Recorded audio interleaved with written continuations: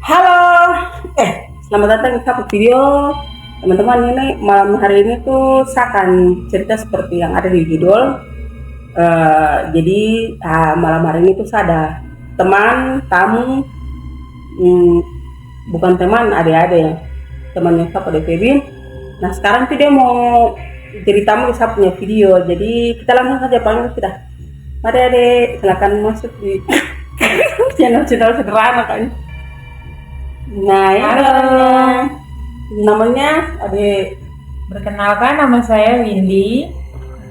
ini ya, maksudnya Karena ini cerita-cerita santai, jadi ya terima kasih sudah mengundang saya untuk menyempatkan waktu untuk menceritakan sedikit cerita pengalaman saya. Ya. jadi kita akan cerita seperti yang gitu ya judulnya apa yang di sini kan kita cerita tentang apa pengalaman ada Windy yang maksudnya apa yang sudah mengalami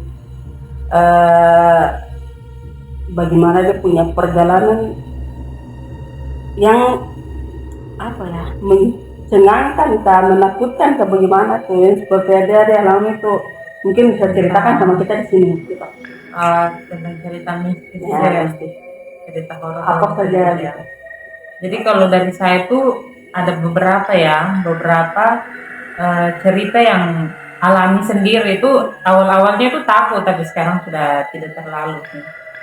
Pertama itu waktu mulainya itu dari mimpi-mimpi. Biasa kadang tuh kalau mimpi tuh mulai jadi, misalnya kalau mimpi apa begitu jadi kenyataan, ada separuhnya kayak gitu. Terus mulai kentara-kentara dari mimpi, kemudian mulai lihat-lihat, tapi lahirnya itu tidak pakai sarung, cuman tidak tahu mungkin barangnya itu cocok, jadi kayak cocok dengan, ya mungkin dia suka saja begitu, jadi kasih tunjuk rupanya, kadang kayak cuma sut lewat kayak gitu. Biasa merasa indigo kah tidak? Kalau ya satu kali juga kalau lihat bisa, kalau apa namanya pas tidak sengaja lihat juga bisa. Oh begitu. Mungkin yang pengalaman yang menakutkan yang merasa yang itu tak terlupakan itu yang dari gimana tuh? Ada satu cerita ini waktu 2000 berapa ya, pokoknya belum lama juga itu waktu turun PTR di Bukul 11. Kalau Bukul 11 itu pernah ada kejadiannya, itu baru pernah terjadi tuh. Maksudnya kayak lihat manusia, maksudnya teman sendiri, tapi itu mungkin hal gaib, kayak apa namanya, kayak roh-roh yang di alam lain menyerupai teman sendiri. Oh iya. Jadi kayak dia datang pas temannya itu ada masuk hutan. Ada 3 orang. Jadi pas sorenya itu saya tidur di apa namanya, kita punya ruangan, itu kakinya tuh menghadap ke arah pintu. Jadi kakinya menghadap ke arah pintu. Biasanya kalau orang tua itu kan dilarang kalau tidur itu, apalagi kalau ya kaki tidak boleh ke arah pintu. Tapi pas sore itu dari siang tidurnya itu sampai sore, saya dengar suara tuh, maksudnya dengar suara pas teman lewat, dia buang suara tapi panggilnya kayak anak murid, tapi lewat di depan itu apa namanya, depan sekolah, depan pintu kelas itu ya, yang ruangannya kita ada tempat itu. Udah pas lewat begini, saya cuma angkat buka mata sedikit begini, dia udah lewat dengan badan antero sambil suaranya itu besar sekali. Saya tahunya saja tadi doang ada masuk hutan, tapi mungkin sudah pulang, itu sekitaran jam-jam 3. Udah pas bangun, saya tanya lah sama teman, saya bilang tadi temannya yang masuk hutan sudah kembali kah? Temannya yang itu saya lihat ini namanya Yakobus. Saya bilang temannya sudah kembali kah? Dia bilang belum pulang dari hutan. Jadi saya kiranya jangan sampai mungkin orang tidak lihat, tapi ada sementara datang begitu, mungkin ada kelupaan apa begitu, jadi kembali ambil, jadi balik lagi ke kita. Ternyata pas ada lihat jam 3 sore itu, dia juga di hutan itu ada dapat itu musibah, maksudnya kayak sial-sial terus.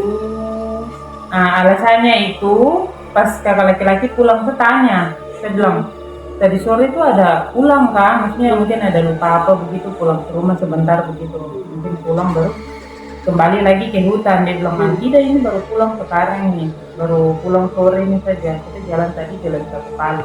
Dia bilang, tadi saya lihatnya ya sini ada pulang, ada pulang sore tuh ke sini, tapi di jalan pakai pakaian gitu, bukan pakai pakaian untuk ke hutan, tidak pakai pakaian kayak untuk kegiatan gitu. Jadi sore tuh lewat depan kita punya ruangan ini. Terus kakak laki-laki bilang, tidak, ini kita baru pulang. Ternyata teman ini datang dari belakang, dia punya ujung kaki itu, jempol itu, ibu jari itu sudah terbungkus darah. Itu terbungkusnya itu banyak sekali. Jadi temannya itu dia bilang, di dalam hutan itu dia jalan baru jatuh-jatuh terus, mungkin tidak tahu dia punya jempolnya ini kena apa begitu, langsung terbungkus dengan darah. Saya tanya lah kakak laki-laki bilang, bagaimana dia tidak siap, dia kencing di hutan tapi tidak minta permisi. Aduh, bahaya. Jadi alasannya itu, jadi dia bilang ya namanya di sini kan ya macam di pinggiran kota ya, itu kita kalau apa-apa tuh kita harus minta permisi ya, kan itu kan kayak masih tanah leluhur toh. Jadi sudah dia datang, itu yang pertama.